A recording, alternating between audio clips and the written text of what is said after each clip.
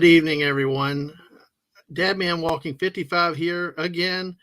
Another great Friday night leading into the weekend. Well, for most people on a standard work week, hey, it's been a short week if you had the holiday on Monday. If not, then,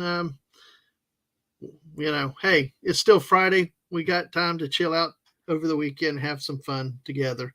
But first, we're going to have some fun tonight. This is going to be a very interesting weekend, I think, coming up as we approach the NFL Divisional Playoff Round. So last week had some very interesting surprises and some interesting developments, and this week has some very intriguing matchups that we will be facing. So, on that note, let me bring in the man himself, the voice of YouTube and comics and Star Trek, even football. Great clobbering times. How are you, my friend? Hey, good to see you, buddy. Thanks for having me. Hello there, lovely friends in the chat. Good to see you all. Absolutely, it's a great night. Hey, it's Friday. It's a wonderful thing, and definitely leave a like. Thank you, Wade, for that. But sub to the channel too if you haven't. Here on YouTube, follow on Twitch. But hey, so Clobby, how are you this week? How are you tonight? Oh, good, man. I'm good. Thanks for having me again. Like I said, I'm looking forward to talking a little bit of football. It was a crazy week last week, and just looking forward to been wanting to talk about it all week. I know I had to go back and watch some of it again and again. Some very interesting observations. So I can't wait to see what you have to think. And our friend Mark D with a C will be joining us a little bit later and see what he has to say. Where's Ish? Oh, he's back in school now. Oh, okay. Stuff. Yeah. Oh, well. I'll let him know you said hi, though. Mm-hmm. Absolutely. Please do. I will definitely pass that along. Definitely. That was a fun show last week with him, I will say. I hope to see him again soon.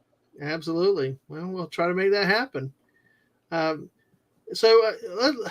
thing is, you're always associated with the thing, Fantastic Four, but you've mentioned it before with that logo, the NFL logo you have behind you. Mm-hmm. Which logo again is that, and when was that? That's not the official logo now? That's an older logo, right? That is the old one. Let's see, 2, 4, 6, 8, 10, 12. I was 12, 24. Yeah, this is the old one of the original old logos, because now instead they had back then it was a star for each team, and eventually there became too many teams. For example, you have 27 stars and one football, signifying there was that was when there was 27, and that was that's when I think there were 26 teams or whatever. That might have been around when they finally got the roster up to 28, or excuse me, the league number to 28, something like that. Mm-hmm. And then now it's just, since there are 4 divisions, that it's that logo with 4 stars. Right. So, right. Yeah. That's one. This is from the 60s or 70s. No, it's a beautiful logo, and I like the way the L curls too. Just the fun on it. It's really nice. Good old really days. Neat to see. Yes. Yep. We're stuck in the old days. NFL. I know. We are, but I love the NFL. I love old NFL films by Steve and Ed Sable. NFL films made the NFL the greatest sport for me. It's just I believe it did. And, yeah, because it short little clips of video, and they always had the best action. Music. I listen to NFL music all the time. Yeah, talking about the old football. You know what I miss are the old baseball, football fields. You had Candlestick Park. There was the Baltimore. Where you had the clay infield, and you're playing football, especially when it rained and got muddy. Oh yeah, a lot of those stadiums back then were used for both.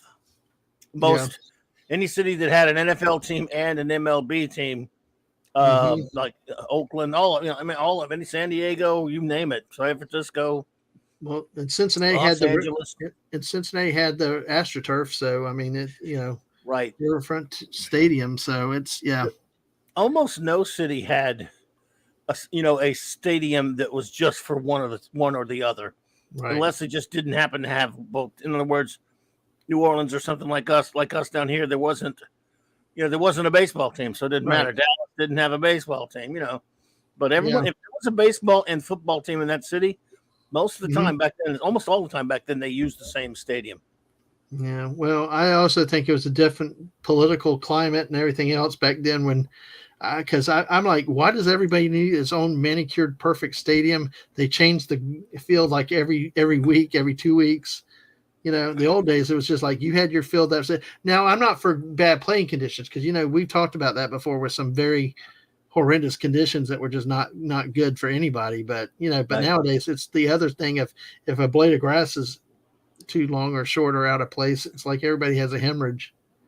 There you So go. Oh yeah. yeah. Yeah. All right. Well, let me say hi to people in the chat real quick, and Sure. we'll get going. Uh, of course, the first one in is the lovely Mrs. Dadman Walking 55. Hey.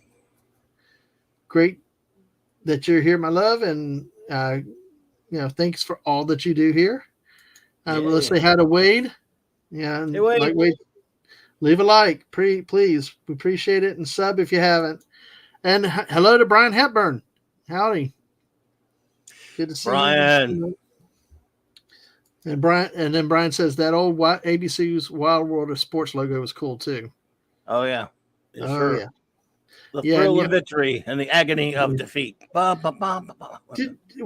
there a story behind the guy? You remember that one part of the clip about the ski jumper that went the off? agony of defeat. Yeah. Whatever happened with him? Do you know? Not well, Brian Hepburn. Stuart Mitchell. Stuart Mitchell. Was here too. Howdy. Stuart Mitchell. What's up, my friend?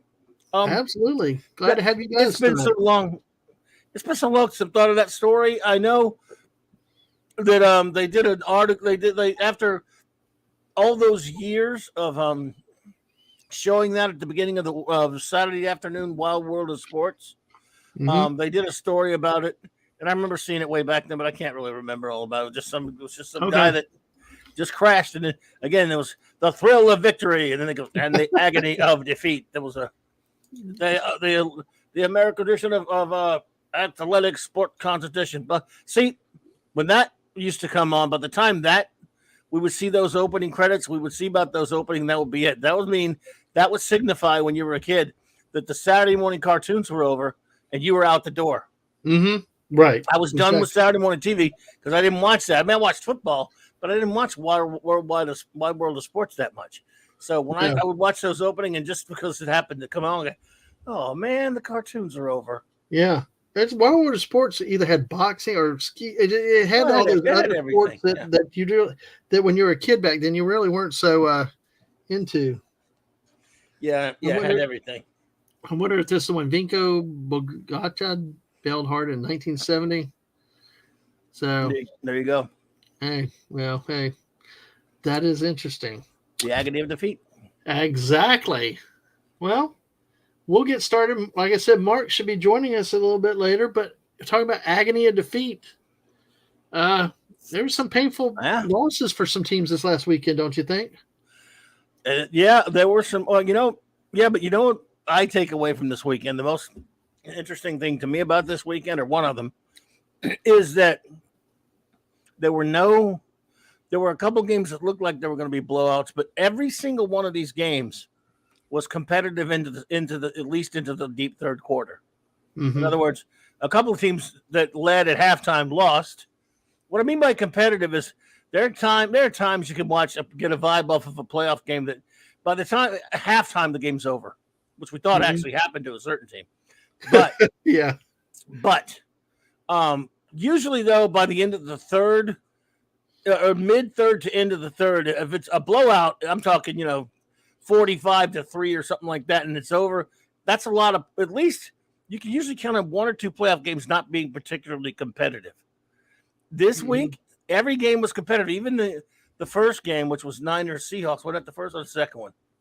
That was the first game of the weekend. Well, that game, at the half, weren't the Seahawks in the lead? Seahawks were up by 1, yeah. Okay. So, in other words, all you should ever ask of a playoff game is that it's competitive and interesting. And that game was on the line up until the 69ers started to pull away in the fourth quarter. So it was a competitive game overall. And every single game was contested. In other words, you didn't have any pushovers. Even teams that looked like they were going to get whacked came back and won. And there were a couple games where the teams that ended up losing, had a lead at halftime. And there was one game that was that came close to being a total shocker. No. I take it back. Even the way it turned out, it was a total shocker. And I think you probably know what I'm talking about. And it's not the big comeback game either. I'm curious to know which one that is then. Oh, excuse me, I spilled something. Okay. Sorry about that. I knocked something over. No problem. The big shocker to me was not See, going along with what I was just telling you, the fact that San Diego jumped out to a 27-point lead, and or whatever it was, and that one team looked flat and the other one looked good. That's not a shocker for the playoffs. The shocker is all the close games or all the competitive. Whereas every single team that played was competitive. It didn't go down without a fight. Well, so I think the shocker to me was Miami scaring the crap out of Buffalo. That was a close one. And it went down to the end. It went down to the end too. It wasn't like just you knew it was over and just got a late touchdown. That was a tough dogfight the whole time. And who gave them a chance? I didn't. I didn't think they were going. I mean, they were on the road. They have no quarterback. Bless his heart. I mean, the guy's what Skylar Thompson's no, but there's another interesting thing about these playoffs I was about to point out. But he's a young nobody quarterback. Yet he played well and almost beat what some consider to be the best team in the league in their own house. That would have been a big shocker, right? Plus, they were almost beat a division rival that, except for this year, they rarely beat. Yeah, because like you said, Miami's completely without quarterback. It was that was a game I chalked off. I didn't even watch it that day. I mean, I was busy with something else, but you just kind of blew this game off. You just figured it was an automatic route rollover, but not a chance. Yep, but that's what makes. But see, that's what makes the NFL great. Even if you get all the side stuff off, and if they get some of the rules and the bad officiating out of it, but at the end of the day, that's what makes the NFL such a great sport. Is anything can happen like the movie Any Given Sunday. It's just true. This is a case of it. The worst team in the league could knock off the best team, or anything like that, because these are really the top of the line athletes. Yep. Absolutely. Yep. So absolutely. Yep. Okay. Well, we'll go through the games one by one, and I agree with what you said, and that is, I actually thought you were going to say another thing, but we'll get to it as we go through the games. How about that? Sure. We'll do that. So let us go, and I will bring up our screen here, and we will look at. Okay. Let's see if is it big enough for you? Yeah. All right. You can always, you can even do full screen if you want. Okay. Well,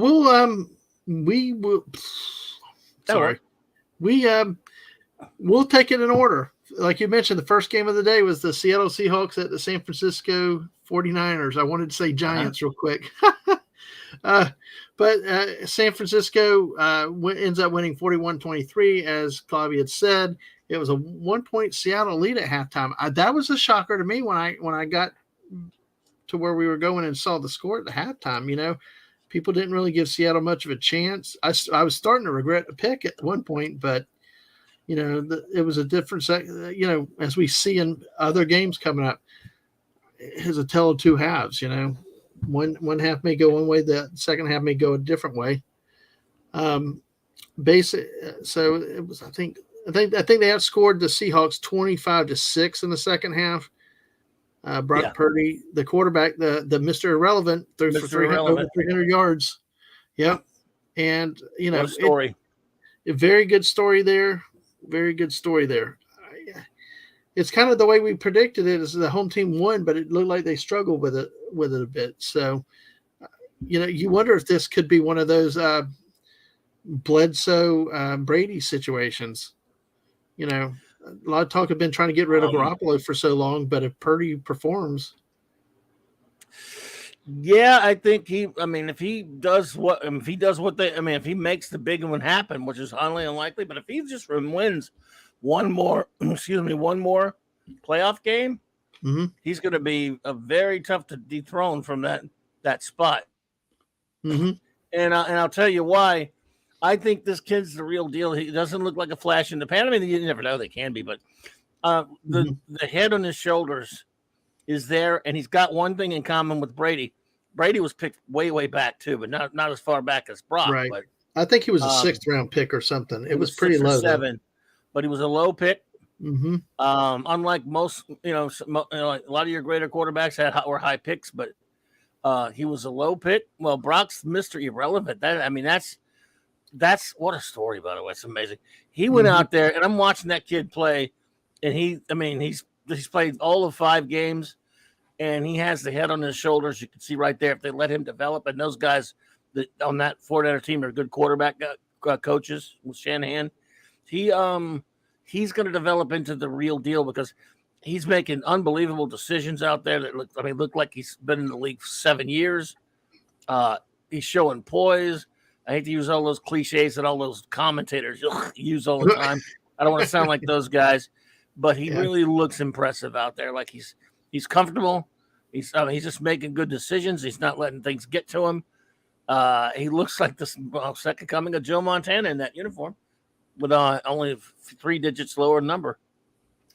Well, I need to not forget that comment about commentators because it reminds me of a game coming up. But yeah, Brock Purdy, I remember him playing at Iowa State. He was a gritty, tough-nosed quarterback. Looked to be a good, solid leader on his team, and actually had Iowa State doing pretty good for a few seasons. Since he left, they've fallen off again. But it's really strange. The thing is, all these high draft quarterbacks that are anointed and given the jobs and all this stuff, but at the end of the day, sometimes it just comes down to a player being given a chance. Well, yeah, because the guy he was playing against, the guy he was playing against, Geno Smith, got thrown on the scrap heap, and he played some damn good football this year for the Seahawks. Exactly. Guy looked good. Yeah, absolutely. Did a good job. In college, one of my all-time favorite stories with that is basically with the Gators many years ago. In '84, the returning quarterback blew out his knee a week before they played the University of Miami, and the only person left was a walk-on freshman, Kerwin Bell from Mayo, Florida, and he went out, lit it up. They almost beat Bernie Kosar in the I remember him. Yeah, and they almost beat the Hurricanes before. I think they were the Criminals, but yeah, I'm sorry, but that's what they were. Yeah, but it was it was surprising, and all he needed was a chance. We've talked about other quarterbacks that may not be the best on practice or this or that, but sometimes you get them in a game or just give them a chance and see what they do. And other players have been given every chance in the world and still can't make it happen. Yep. I thought it was interesting. Christian McCaffrey has bounced around a few times now. He's back on the West Coast. He's the real. He's extraordinary. Yeah. What an amazing running back. Yep, absolutely. So, well, that was the first game. So it went the way we kind of thought it would, didn't it?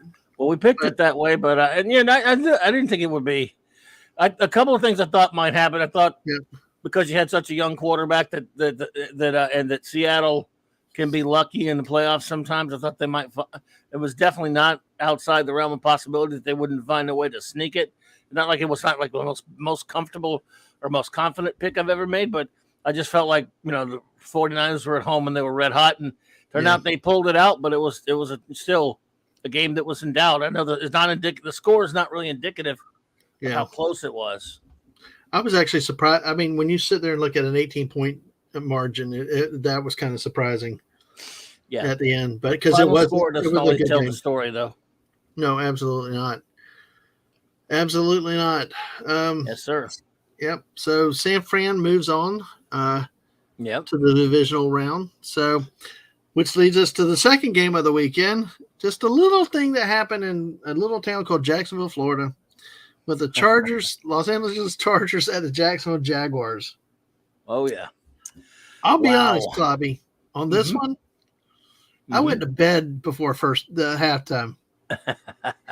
But I happened to wake up in time for the ends. But I did go back and watch the replay and see what happened. But it was like, I mean, it was so bad. There was, if you were, I'm, and it's a, the city and the fans get a lot of crap from around the league. But those people sat through that and did not leave, from what I understand. They stayed in the stadium. They were there. They were raucous. I mean, Al Michaels talked about it was a raucous crowd that got quiet. But at the end, I mean, it was insane because it's a very passionate fan base that's been starving for any success for so long, but always getting a bad reputation because they've had crap. If you've looked at the Jaguars, you get crazy coaches that come in. Hey, just in time. Our buddy Martin USC. Howdy, sir. Howdy. Hey, Sorry I'm late. It's okay. You're just in time for the Jaguar talk. Oh yeah, good stuff, right? Yeah. Well, especially who's your favorite team, Dad week. Man? What's that? Who's your favorite team, Dad Man? I forget. We know who that is. Actually, it's still the Dallas Cowboys. Yeah. Oh, it's still the Cowboys? Yep. Just checking. Just checking. And we'll talk about them in a bit. But hi still, to everyone. Hi to Mrs. Brian. Yep. Everyone in the chat. Yep. Stuart. Say hi to everybody. Stuart Mitchell was here too. So, but yeah, I mean, listen, the city is insane for its football. They've said for a long time, you give us a winner, they'll go, and the problem is you can't always have winners, and it sounds kind of whiny in a way, but this team has been so bad for so long, with maybe 2017 and another year before where they knocked off Pittsburgh. You can't blame the fans. You just can't blame the fans for just getting tired of it and just not showing up because it's just that bad. And we talk about the cost and everything like that. Well, but I will tell you, in 1996, when this team they knocked off the Buffalo Bills in the first round. Went to the AFC Championship game. Yep, they knocked off the Denver Broncos that night. I remember. Impromptu. I think 60,000 fans went downtown to the stadium. And they had a flyover, and they actually had an almost impromptu pep rally with the players coming out of the stadium and stuff.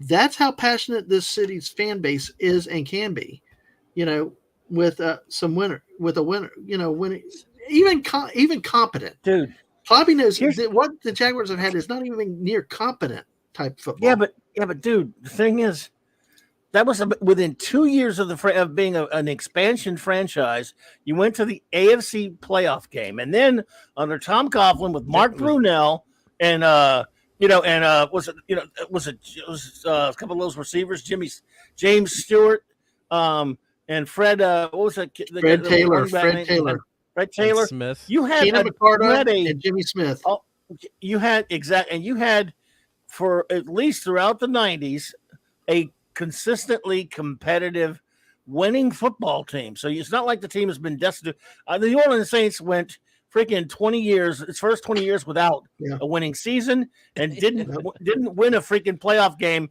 until 2001. They started in 1967. 2001, I got to feel what it felt like for the first time to win a freaking nothing little ass playoff game, and it felt like I'd won 5 Super Bowls, and we got bounced out the next week. So, dude, and I'm not just saying that. What I'm saying is that's bad. And if you think that's bad, the Pittsburgh Steelers were the horrible, garbage, laughing stock of football for 40 years until they dominated the 70s. Mm-hmm. That's what I'm saying to you is that's sports. That's football. Yep. Well, Tampa Bay Buccaneers. Remember when the Tampa Bay Buccaneers came out? They lost their first 20 games. But see, what's weird is I think the league changed in a way with those expansions because, Carolina came in at the same time, and Carolina was only a year or so or about the same time with the Jaguars as making the same exact year. Same year. Yeah. It is. Carolina took a little bit longer, but yeah. Yeah. Right. But it's still within a few, it's not 20 years or 25 years. Before the 70s, the expansion teams. Yeah. And before the expansion teams took forever to get any traction to get off Yeah. to be competitive. So Oh, look, yeah, Seattle got a little bit better. They became got a success a little bit. No, actually, they took a while. Tampa took about 4 or 5 years till they did actually get to to an NFC Championship game. But they lost their first 26 games, and they were a wreck, and they were terrible. So expansion teams, it takes forever. Like Vegas Golden Knights are an exception to that in hockey. God. Yeah, they made it to the NFL championship. That's true. Which is crazy. Totally nuts. Yeah. Of course, the Dallas. I mean, of course, the Houston Texans. What have they ever done? And they've been around 20 years now. Yeah, but they've had winning seasons at least. But they've not, they've been to a playoff game here and there, but they've never sniffed a Super Bowl. Yep. I mean, so no, look at, and you guys got to ruin Dan Marino's last game, but beating him 95-0. I was there for that game. I was there for that game, and 2 plays I remember 62-0 or something. Yeah. Brunel hitting Fred Taylor on a little flat pass, and he goes like 80 yards untouched for a touchdown. And then I saw Dan Marino's last touchdown pass. I think it was Aranda Gadsden over like into the right corner of the end zone. It was, but I tell you what, I'm going to comment on another game later, but you could tell Marino was done. You knew it was, and it was really it was a sad way, but you can't believe the team giving up 62 points. It was like they didn't even try to play defense, but it was a bad way for a Hall of Fame quarterback to go out. But in terms of this game, what do you think with things that happened in this game? What besides the obvious, what stood out to you guys? What got me was you just told me that, and I hadn't heard this, that your fans hung around, and when they're down 27, not just 27-0 at half, dude, 4 freaking interceptions. Yeah. 4 in the first half, 3 in the first quarter, 3 to 1 guy. And although one of them, he got away with a ridiculous interference. I mean, that second interception, the first one was just kind of fluky, bounced off the guy. That was, what are you going to do about that? The second one was absolute ridiculous defensive pass interference, and he got away with it and made the pick. I mean, it was absolutely. Didn't he mug the guy? Oh, he mugged him. I mean, it was ridiculous. And the coach is going crazy. Yeah, it was crazy. It was ridiculous. Nevertheless, the dude throws 4 picks.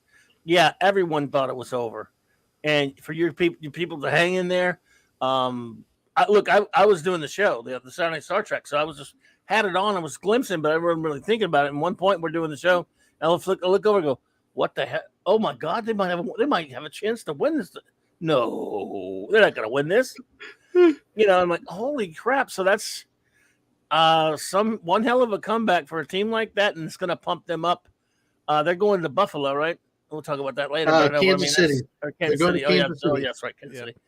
So anyway, that was impressive. I didn't get the chance to watch closely in the second half, but we know all we need to know about the second half. For them to come back like that, wow. Especially, what does it say about a young quarterback who comes off of throwing 4 picks in the first half and then picks himself up and gets the job done like that? That's Joey Lawrence is a good player. Incredible. Trevor Lawrence, or Jesus Lawrence, as I like to call him, he's a. Yeah. Whenever I hear Lawrence, I just go to Joey Lawrence. No offense. Well, Lawrence became the 3rd quarterback in the Super Bowl era to throw 4 picks in the first half. Detroit's Gary Danielson and Denver's Craig Morton are the others.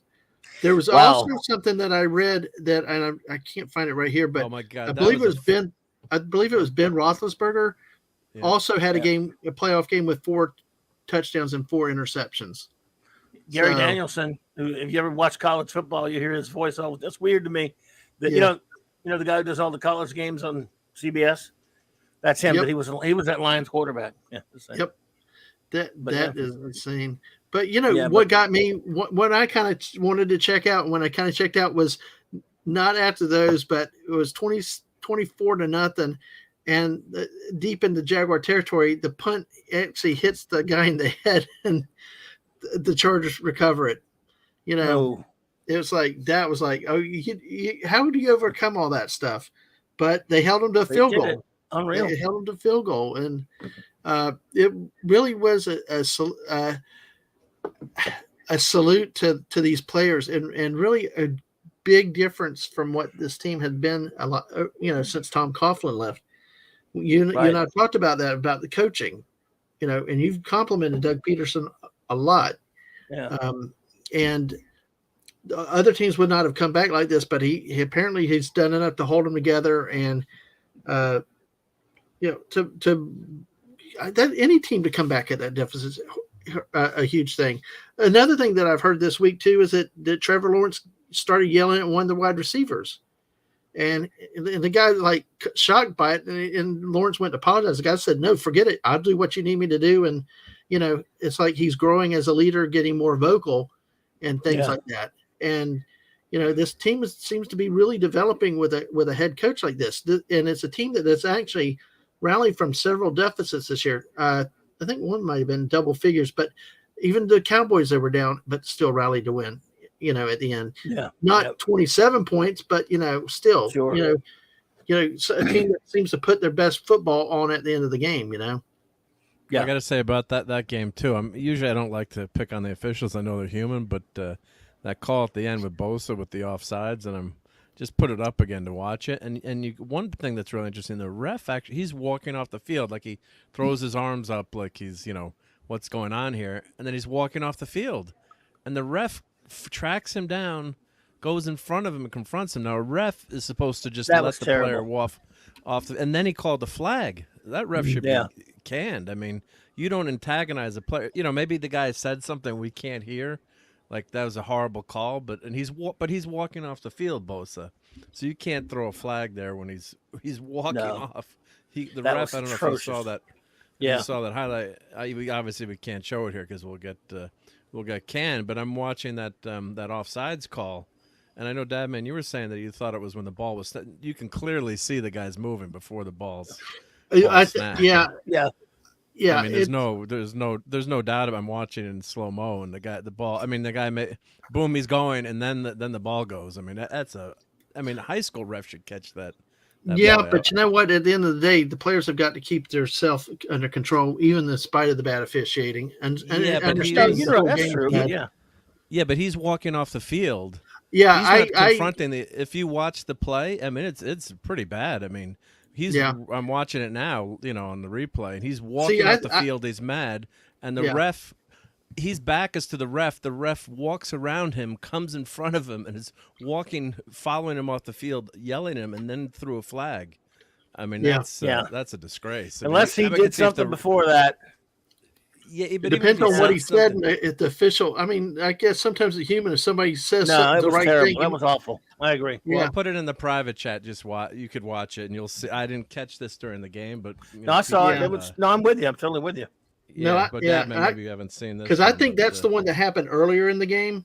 No, this is the offside, I think. There was one that happened, and then there was the false start / holding at the end. And that's when Bosa slammed his helmet and got the second penalty that threw him out of the game. But I mean, but see, you want the game and competed fairly, and I know refs are gonna make mistakes, but some of these look weird. Yeah. But the funny thing is, you would always say that like they want Vegas, quote unquote, and this is just obviously not true, but like the refs want the bigger market in the playoffs. So San Diego or versus Jacksonville, they'd probably just like baseball, they love it. They got the Dodgers and the Yankees, or the Dodgers and the Red Sox, because you got the big markets. So that's why I was kind of surprised that not surprised, but that's one of those things where usually it goes the other way, it seems. But one thing's for sure is that even down here, one of the local sports television guys that was here around when they were awarded an expansion team. Even he said he put out on Twitter like NFL, this is ridiculous. This is bad. Yeah, how bad it was that night with both sides with the officiating, and terrible. You would expect that this type of stuff wouldn't happen. Now I can see that fault. That one's called the quote false start, or actually I would have been more about the holding, because it looked like he got held more than worrying about the false start. But it's Holding calls are always tough. I Yeah. gotta say that those are tough. Yeah. I mean, you probably could old adage you could call holding on every play if you wanted. Well, to. the play before the touchdown pass was that pulled them. They ended up getting up to 30-26. Was the play before it was a clear holding on the defense in the end zone, and that didn't get called either. So, and like the old adage is, as long as it balances out at the end of the day. But I don't. When it's bad consistently, I don't think you can accept it. Not at that level. No, of course. And the Chargers did blow that a huge lead too. So you got to give Jags a lot of credit. And sometimes the cookies crumble for you. You get like the kicker who missed 4 extra points in a row. Don't get me. I want to talk on that, but we're gonna wait for that next. Yeah, we'll get to that one. But I mean, just sometimes you get, sometimes things just flip, and your team is just not gonna get it done. Unfortunately, you get that feeling, like that feeling of doom and gloom. You're like, it's over. Yeah, well, like I said, I gave up early, and then the next thing somebody called me. I looked up and I'm like, "What the heck is this?" And they had the ball, and it was like, then for the end of it. So, but one kind of thing with the stadium there, they have a swimming pool in the north end zone deck. Oh yeah. Yeah. So you could eat sparkly unicorn ice cream in the pool watching the football game. Yes, you could. Yes, you could. On the big super jumbotrons they've got there too. So you got it all. One thing I want to say before I forget too. We talked about announcers earlier, Clobby. Al Michaels. We like Al Michaels. Yeah. He's a legend. Well, apparently he's gotten a little bit of grief this week because he was not too excited in the calling the game. He didn't fervently emote. He did not fervently emote enough to make some of the critics happy. Damn it, Al Michaels. What? Did they complain that he didn't get? He went like oh my, like how the younger announcers all get so excited and yell and scream like good Lord. Stuff. He's like, seriously. He's like, he's defending himself. Like I made a call, and he basically took a shot at modern broadcasting with, calling the game. Not, it's, and it's really annoying. See, I don't like the loud, crazy announcers. I understand if there's something once a miracle, but there are some that just lose it all the time and go nuts, and it's an act, and they try to become part of the show. Like as much as I love John Sterling with the Yankees, I cringe. He makes up like a home run call for every guy on the Yankees, and it's got a rhyme. Like for some of them it was okay, with their last name. But then some of them are just so ridiculous. You're almost like, I hope I hope the Yankees don't hit any home runs that I guess going to have to, hear a freaking, home run call. So thank you for putting that link in there, Mark, to that article. Yeah, thank you. But yeah, that was something interesting that came up, kind of like a side note with that. But honestly, you know what, Clobby, we talked about the great Jaguar teams of the 90s. With the core, the receivers, the quarterbacks, running back, you got Travis Etienne. That guy is fast on that 4th and 1 play around the end. He just blew. He is really good. It surprised everybody.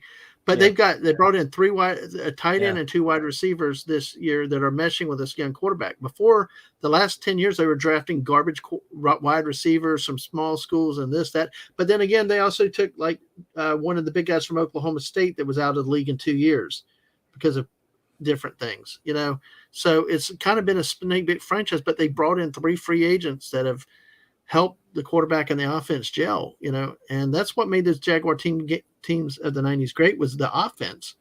And, this offense has struggled the last few weeks at times, but when it gets in gear, it gets in gear. So we'll see what happens going forward with them. But yeah, it was just, an adage of never give up, even if you think it's all over. It ain't over till it's over. Indeed. So, indeed. Yes, sir. Great job. Brian Hepburn says not everyone can be cheering for a team / QB like Romo was doing for Allen. Oh, I missed that game. Well, we'll get to that game next. If you guys watch that one. Feel free to tell us about it, Brian, when we get there. I rarely listen to the announcers anymore. I know. I mute it. And play, do something else, or work on my computer. Or just kind of look up periodically. Any last thoughts on this game? Well, sorry, I was just gonna say the last thought. Like Vince Scully, totally opposite. You know, sometimes he let the crowd noise take the play away on some of his most famous calls. Yeah, you just hear he's not trying to be part of the story. He's trying to enhance the story. So a lot of these new announcers, and Romo is good, but he can be over the top sometimes, where they kind of take over the game. Where I'm here to watch the game. It's not all about you guys. There's a balance there. So like Howard Cosell hated the jocks, the jockocracy. Jockocracy. Those guys going into the booth. So, but there's a balance there too. Yeah. So, I think. Do you believe in miracles? Hey, Al Michaels, that's one of the great all-time. Yeah, sports calls. that was a little bit of emotion, but it was genuine on the spot. But I think a lot of these guys just pump it up just to be dramatic and, as a stick thing. I mean, Al Michaels will emote when he needs to emote, but and that's you can teach him. Yes, I can teach everybody about fervently emoting. Yeah, you're right. I mean, he named one of there's a YouTube video on an NFL channel I like called NFL Throwback, where they showed every single play with a nickname, because there are a few of them. Now Michael's named at least one or two of them. Like one of them called "He Did What." Remember that with Antonio Freeman made that ridiculous catch for the Packers, where it bounced off of his back and he flipped around on the ground and caught it on a Monday nighter and got up running when they thought the ball was not caught. Yeah, that was Al Michaels. He did what? Yep. I mean, he emotes when he needs to. It's just a balance. Yeah. One play in this game that I wanted to bring up that we talked about the bad officiating, we talked about the comebacks off, but I think there's one key that might have gotten overlooked in everything, and it gets back down to kicking. Los Angeles had a drive. I think it was in the third quarter, maybe it was in the fourth, but they had a chance at a field goal, and the kicker missed again. Yeah, and his name rhymes with kicker. Yeah, yep, I know who you. And he's supposed to be really good. He was, until it was playoffs. Yep. Playoffs, they're a different level. Yep, exactly. So, but it's like one play like that. That 3 points could have changed everything. There's another thing here, and let me know what y'all think about this. I know we're getting hung up on this game, but hey, there's a lot in this game. Uh-huh. Okay. Jaguars pulled to within 28. Let's see, it was 30-20, and they made a decision. I think it was the end of the third quarter. Yes. I'm glad you going for 2 points. Why in the did they third do that? quarter. Why did they go for 2? I've been asking. I'm glad you brought it up. Why? Because if you look at it, they kicked the 1 point, they'd have been down 28-21. So then the next time they scored the touchdown, you just need the extra point. As it was at the end when it's 28, it was a 30-26. They had to go for 2. But even then, they didn't go for the 1 point to make it a field goal difference. I don't understand. That's one thing, even Peterson. Wait a minute. I thought they had 4 touchdowns and a field goal. Is that wrong? Yeah, I wasn't able to watch it. They did. But what they did is they were 7-14, then 20, because they went for 2 and missed it.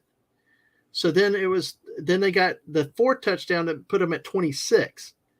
Okay, so they're down 30-26. So then that's when he stuck the ball over the goal line when they went for 2 to get to 28. Then that's why got them at 30-28. Then they kicked the field goal. Right. But back to I don't understand why these coaches are letting this 2-point conversion change their.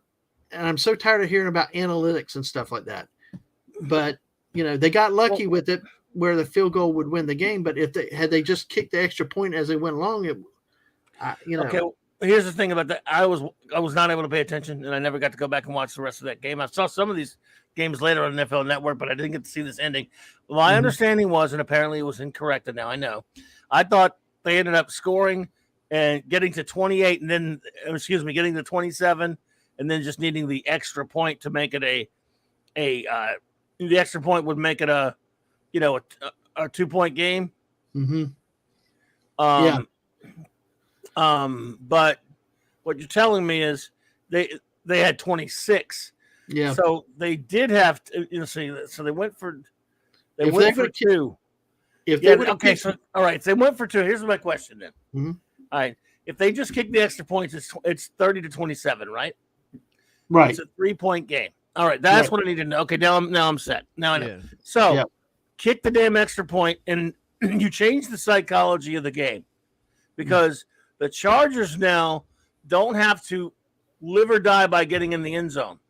At worst case scenario for them, if they can't get to the end zone, they settle for a field goal and they're still alive for at least possible overtime. So the Jags going for it instead of kicking the freaking extra point is insane to me. I'm glad they got it. Yeah. But boy, if they hadn't, he would have been. Could you imagine? You would be hearing holy hell right now. Yeah. For Doug Peterson. Yeah, because as it was, the field goal won it, and that was two 2-point conversions. Because, like I said, the first one they tried was in the third quarter late, and they missed that one. And why not kick the one? Kick the extra point and make it a 3-point game. That's analytics. Your sheet tells you to do that. Okay. Yeah. The coaches have a sheet that tells them when to and when not to go for sheet. 2. I know. I hate the sheet. But logic tells you to make it a 3-point game right there. It does. It does.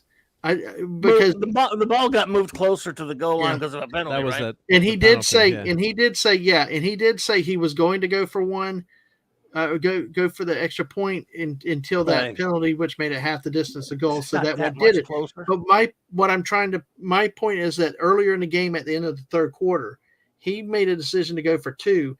Instead of kicking one and be down 30-21, they wanted to be 30-22, but they missed it. My thing is, why not? You're in third quarter, kick the one, even though you're still down 9, 2 scores. Right. I agree. It's old school football that's gone thrown out the window. So, what happened? They always use that chart way too early, and they're chasing points way too early in the game. And look at bit Alabama in the butt this year. I know it's not the pros, but they lost the game for going for 2.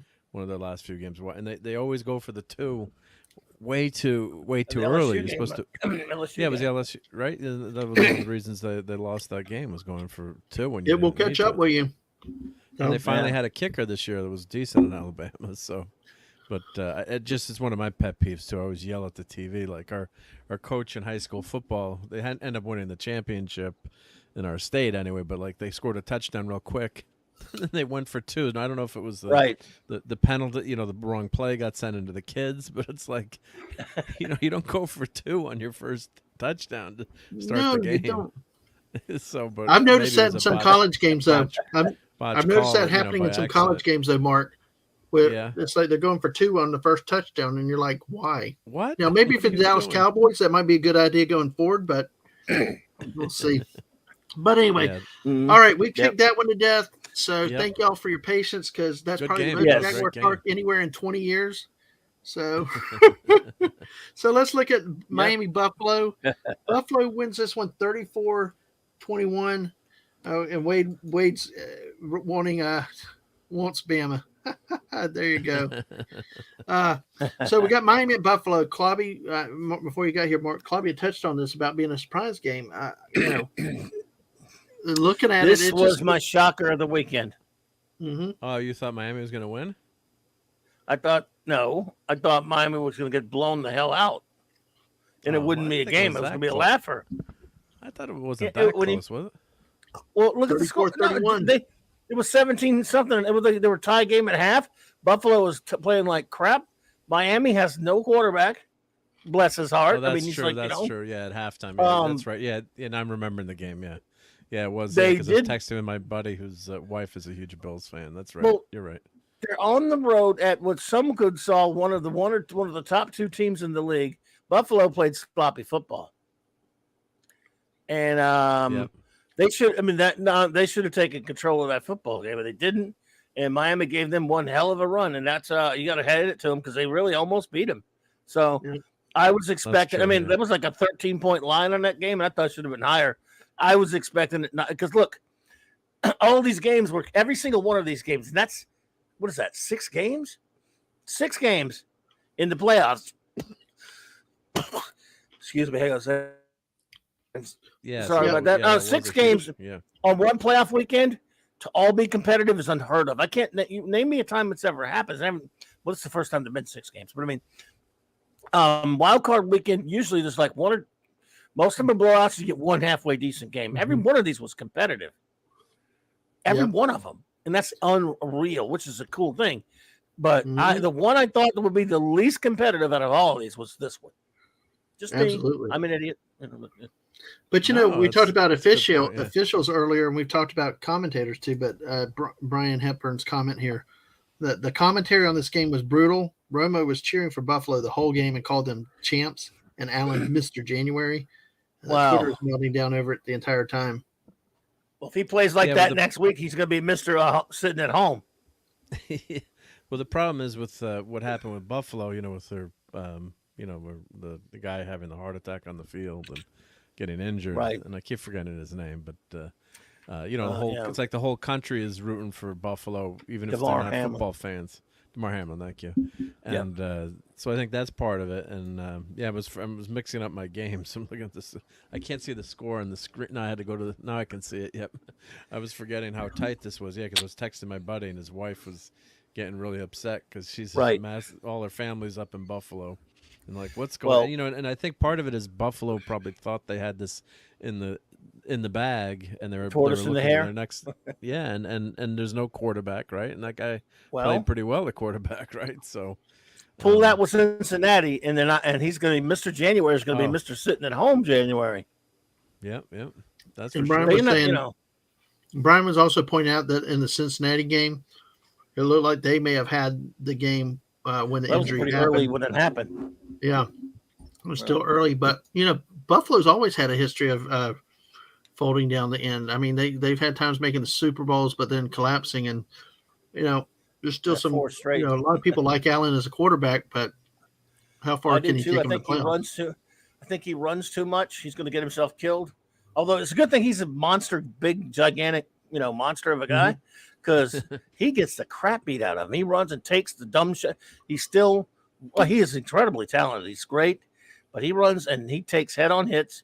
He jumps into things. You got to stop being Indiana Jones out there, dude, and slide more. And you're gonna, you're too valuable.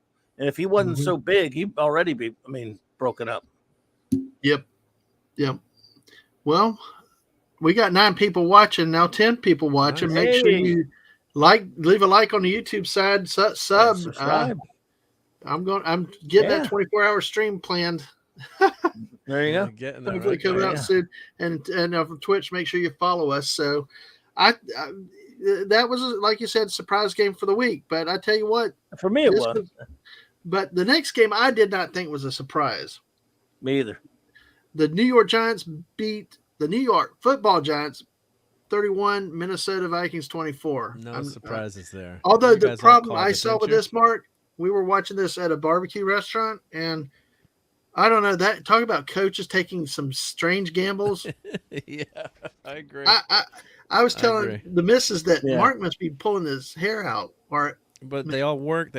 So that's when you're considered brilliant. Like Bill Parcells was one of the first coaches that I remember that, I'm sure there are coaches before that did it, but who was known for going for it on fourth down. It was totally unheard of, very rare. So Parcells kind of started that. And it's funny if you ever watch, Young Sheldon, there's an episode where he does all the analytics and he tells his dad, go for it on fourth down and he's doing all the stats and he's which play to go, and then the team keeps winning, but of course they have something silly that happens, so Sheldon won't help his dad coach ever again. But they end up winning the game like 60-0 because of his statistics or whatever. So there's a lot to it going, and plus the Giants, it's a new coach, not expected to be in the playoffs. You're up against the 3 seed, you're a 6 seed, so when you're that lower seed, I think sometimes you can take those chances. He didn't have a lot to lose. Yeah, and they got a great running back, and the receivers are looking good now too. So and of course the main story is the Giants quarterback talking about look at running the yards. Quarterback. Yeah, he had 78 yards. He outrun the Barkley. Yeah, Barkley. That's crazy. Let me say hi real quick to Maddie's daddy, Steve. Hey, Steve. Go hometown team, kick a home run. All right. That's all good. You're here hanging out with us. Hey, we love you having you here. We'll teach you some football too. Just hang around. Not his bag. Not his thing. I know. Nice thing, Love yeah. Steve though. Great Daniel great Jones kid too. was impressive. Again, look at all these young quarterbacks. Daniel Jones was impressive. Kirk Cousins was his usual playoff self, and it was a tight, close game. And the Giants, that young upstart team, went on the road, man, and won against a team that had a pretty good, solid first half of the season. Not so much in the second half of their season, but now we won't get Now we won't get the Super Bowl I wanted to see. Buffalo and Minnesota, the two teams that squandered 4 Super Bowls and didn't win any of them.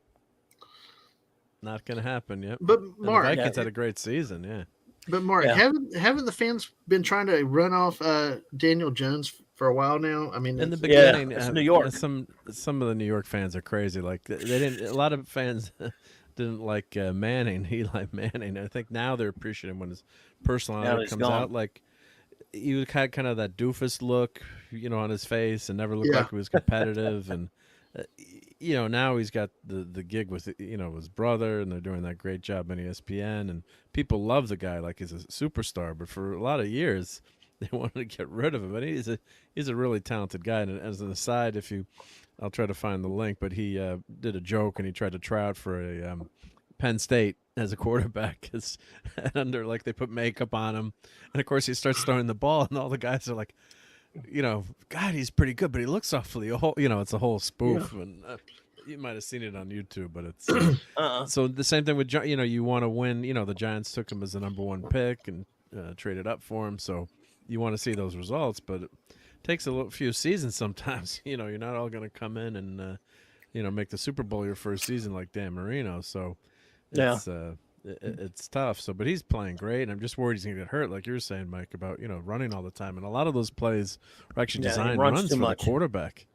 Look, there were a couple times where the Giants made me scream. I'm like, this is not college football. Daniel Jones is terrific, and you're running design quarterback runs. That's not good, dude. I'm telling you, no, they don't listen. Not that they should listen to me, but that's usually why he gets his head knocked off. And he's not as big as Allen. Yeah, remember when he got slammed the last play? If you were watching, that's so unnecessary. Then they stopped it after that. Then they didn't call any more design runs after that. I'm like, you got Barkley in the backfield. You could argue is the best back in football, at least in the top 5. I mean, that discussion's been had with Trevor Lawrence. That discussion's been had with Trevor Lawrence, whether he should run a little bit more or not. And he only had 1 scramble the other night that continued to drive towards a field goal. But, it's like, he ran more in college. He can run, but he's really developing into more of a passer and waiting for opportunity to run versus design runs. And they're not using him on design runs like a lot of the other teams are using their quarterbacks. That's unheard. NFL should never have a design run for a quarterback. The guy should be back there trying to make a pass, and then he could take off running once in a while and slide. That's what extends NFL careers for quarterbacks. And getting hit out there like you're not a running back, dude. You're going to get out there. They pay. That's why running backs don't play as long as quarterbacks traditionally. Yeah. And now Daniel Jones and Brock Purdy and Trevor Lawrence and Josh Allen, they're not run first quarterbacks. I'm still calling them passing quarterbacks, but they're young and they see these younger guys like Lamar Jackson and who's Jalen Hurts and some of these guys, and they want to be like those guys and do what those guys do. Well, look what those guys are on the bench and banged up and all hurt now, and you don't want to be don't be those guys. In the most important part of the season, coming into playoffs. Yes, they're not healthy. And we still don't know if Hurts is going to play this weekend. They probably will. Look how banged up he is. When we talk about that, he's not listed on the injury report that came out Thursday. But that's because they're sandbagging. Yeah, but I mean, I've also heard rumors about that. There's something going on with that. So they're playing with it.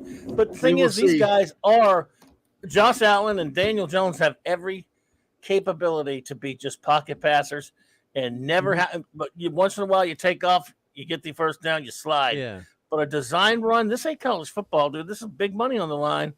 And you get hurt. Even in this game, which is such wussified compared to what it was just 20 years ago, let alone this year. you'll get the crap knocked out of you. You Mhm. got to get out of there, man. You especially- don't dive. especially- They're diving. yeah. Was it Jones and Allen were diving and jumping over stuff? You need to cut it out. You need to cut it out, man. Yeah, Yep. because I mean, you can line up the quarterback. That's about the only time you can touch the quarterback now. I mean, they were calling like one of the penalties on the Giants in that game. Like the guy kind of slapped the quarterback in the face mask and Yeah. then tackled him and wrapped. But like he's bringing his Right. arm around and he hit the guy. But it was like a glancing blow, and it wasn't like a elbow to the face. And he kind of threw the quarterback down. And they called, roughing the passer. That was And it ridiculous. almost, you remember that play, right? Oh, Yeah, my cousin must have been swearing so loud and throwing stuff. that was one of the worst. Wait, yeah, that's terrible. So on the one hand, they still get pounded though, and this is the reason why Tom Brady plays till he's 50, 46 years old. No one could have done that 20, 30 years ago, 20 years ago, No. or 30 years ago. But Tom Brady don't run either. No, he doesn't. When's the last time you saw him take over and try to jump over somebody, or been a while. dive head first? He was only 40 when he did that. Maybe. One thing he He's good one at thing the he QB is sneak. he ain't stupid. Yeah. That's one thing he ain't is stupid. When did Peyton Manning ever do that, or Drew Brees do that, or they didn't do it either? Because that's why they got to play so long. Yeah, So absolutely. Josh Allen needs to cut it out, but they won't tell him because the NFL thinks it's cute for these guys to run.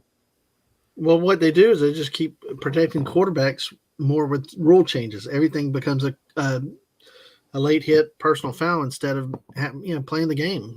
That's the way they protect those guys. But It's you know not what? working. Even then, like you said, Lamar Jackson's perfect case. And Where's he right now? The problem is, I guess Hurts it's a shoulder, Jackson's it's a knee. Especially these quarterbacks with their legs and leg injuries. And then Tua, he was out. Yeah. So Yeah, Tua is He just had concussion. a statement out today. I didn't get to read it, but is he? Who? He's Tua. I just saw a news flash. I didn't get to read it. It was on Twitter, but I guess he must be in bad shape with all those concussions this season. So you hope the guys. Yep. gonna be Yeah, okay. he's And had quite a Right. few. He's had quite a few in the last couple of years, and then don't forget that that hip injury he had coming out of college. The yes, last sir. game, It's a tough game even now, not compared to it used to be, but it's still tough enough. RG3. Yeah. RG3, Cam Newton. Cam had a relatively long career considering, but Yeah, but you know what? He cut down on the running. Yeah, He still ran short stuff like into the end zone and stuff. But if you notice, he wouldn't take off and try to run in the middle of the field on design runs that much anymore. He still Right. tried to throw it out, and he was, a good bit erratic quarterback, very erratic, but very good and talented, but erratic. Yeah. And that's Well, why Mark, he never you won got- the whole thing. Mark, you got anything Mark. left on as being the resident Giants fan? Yeah. Things that stood out to you that you wanted to say about this game? Well, the important thing is look at Hodgkins, who was targeted 9 times, caught 8 passes, and TD. He had a huge game. So that's a big riff on the Giants. Is they spent a lot of money on the receiver from Philadelphia. What's his name? I forget his name. He finally had one. I think they had one catch. We had a good block that week. Oh God, what's the guy from Philadelphia? They spent like $30 million, and I should remember. I'm so bad with names sometimes. But, Can't remember. Yeah, I'm forgetting the wide receiver's name, but he's been pilloried. I think he had one touchdown catch last game, but he's been a big disaster. So that's the important thing is, Slayton's a great receiver, and you've got Hodgkins stepping up. You got Barkley. You got one of the best top 5 backs in the league. The defense is good. The Giants, I don't think they're going to beat the Eagles as much as a fan where love to beat them. But I think it's going to be a close Could game. happen. And it could, you get a turnover here or there. You never know football, so it could really turn out. The Giants could have an upset there. They should, not expected to win, obviously, but their team that's the trajectory is up, just like the. We could talk about the later game. We could talk about this week's games, aren't we? Yep, we're going to do that in just a minute. I just want to make sure Mark had a chance to talk about his Giants enough because He's still in shock that they won. I thought I picked them. No, I'm I'm not. joking. I know, yeah, but they weren't supposed to win this, quote unquote, win this game. No, on the road like that? No, you're On right. the road, and then again, Vikings had a great season. But and, then again, like Clobby said, Kirk Cousins reappears. That's him in the playoffs, isn't it? Yep. Yeah. So and Jones, that was great too.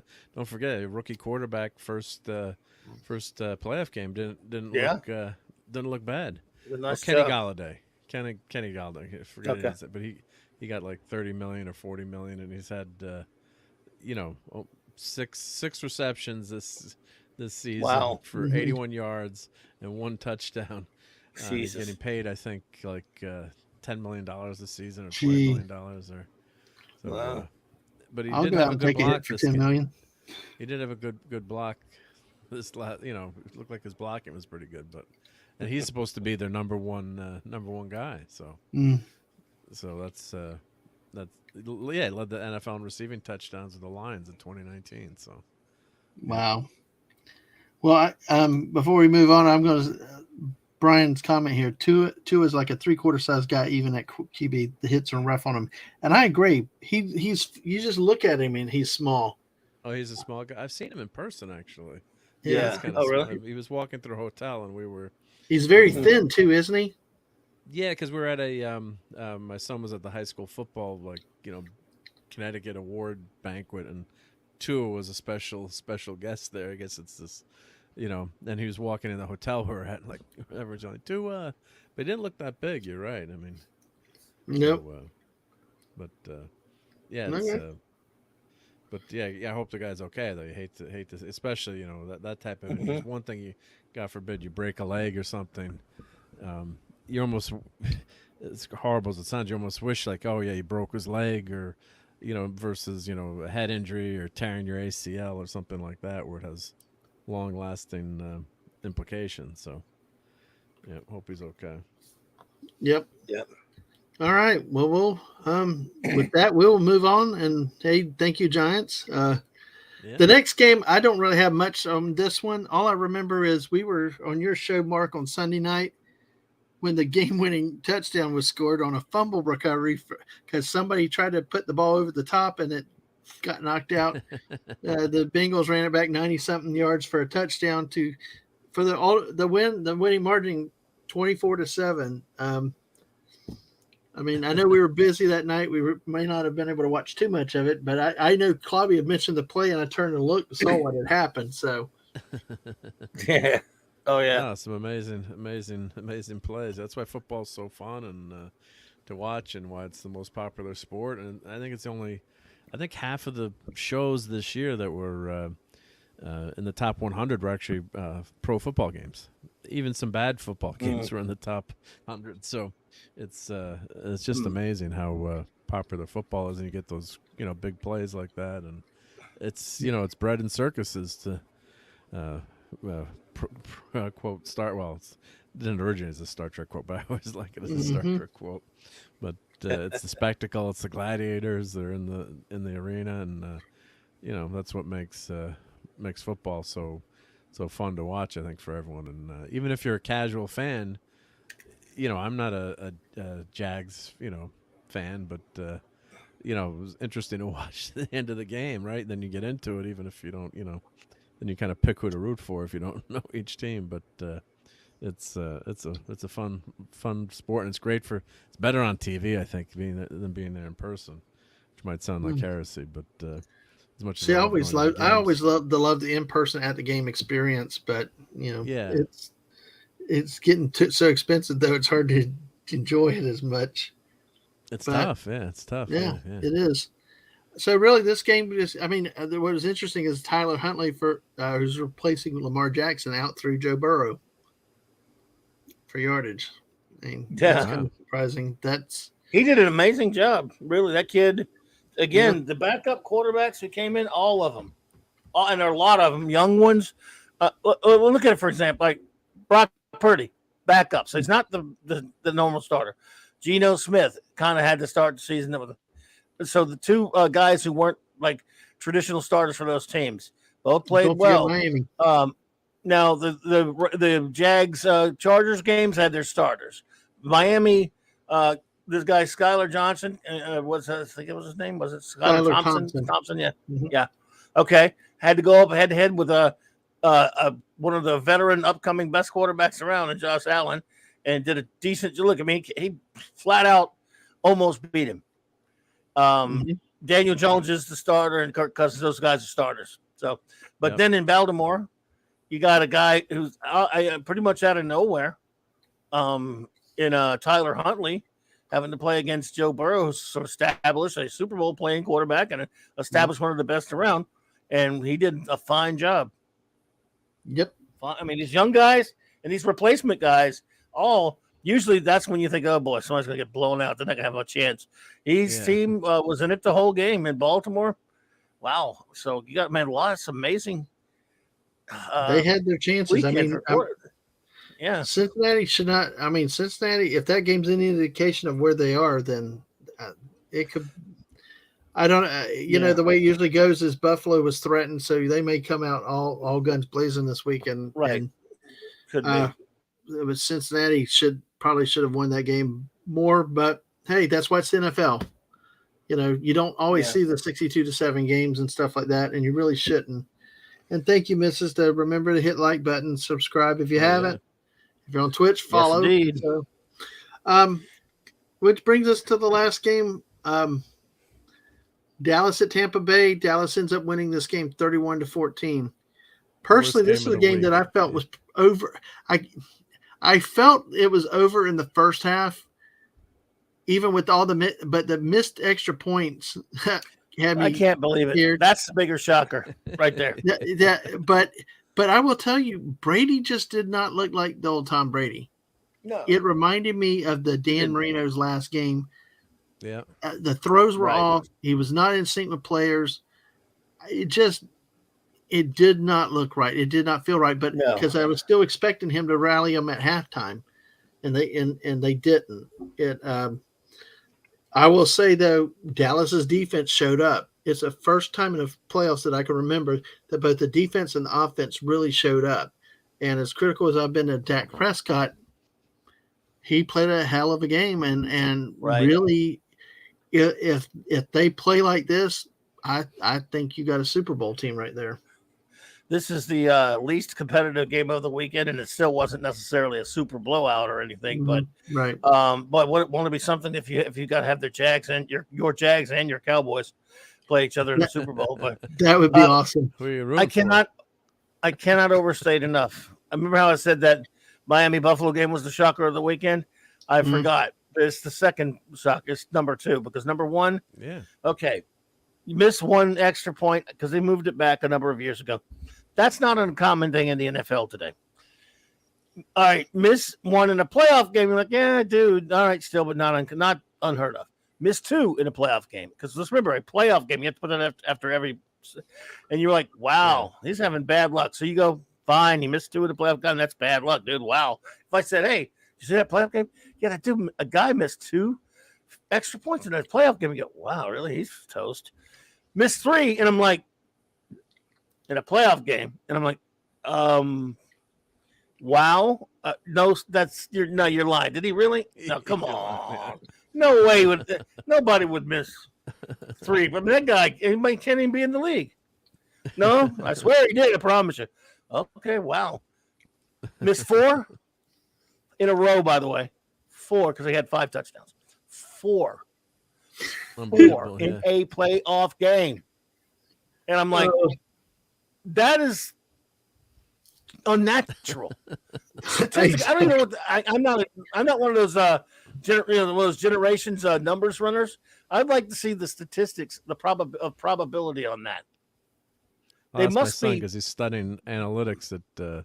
I'd like to see analytics Syracuse, on that. The probability. I'll ask him. Yeah, I'll ask him. Yep. Because think about it, it's an extra point. Yes, they moved it back a few years ago. But this is 4 in a row, not even like, they got 6 touchdowns and they missed 4 of them. And like, that's crazy. But in a freaking row, I mean, when that happened, when he set up to kick that 4th one, I was watching him going, no way he's missing this one. It's not possible. And this one didn't go wide right or wide left like the other thing. This one went up and it hit the top of the right pillar of the goalpost. And then barely missed. I'm like, oh my God. It's like there's a force field on that thing. And what's weird about that is that it didn't really matter to the game. But after he missed the third one, I'm like, this is why the Cowboys are gonna lose this game. Somehow Brady is gonna come back with usual Brady heroics for playoffs, and they'll win by a point or two. And they'll be like, well, if you hadn't missed those if you haven't missed those extra points, and that would be like that would be the most Dallasy thing that could ever happen in a playoff game. You got to admit the way they play playoff games. Absolutely. And the fact that it did, but you know what? There's one silver lining. If you're a Jerry Jones hater, it was hilarious. Now he got to win the game. He got the last laugh. But watching him every time one of those extra points was missed, I'm like, holy shit! Look at Jerry. Because I almost felt for Jerry for a second. Like I said, I can't believe it. He missed almost. Let's clarify that. Almost because I don't. Because he's an idiot. But at least, and I'll give Mike McCarthy credit, I don't know how he talked Jerry Jones into it. They didn't even fire the kicker. Well, because I don't know how the good kickers are still on other people's rosters. You're taking a real crapshoot, probably. You would hire a donkey. A donkey wouldn't miss 4. Well, bring Mark out. Have Mark kick. Hit it with his hind leg, and a donkey would not miss 4 of those. Well, I got to tell you this though. Watching a field goal in that game.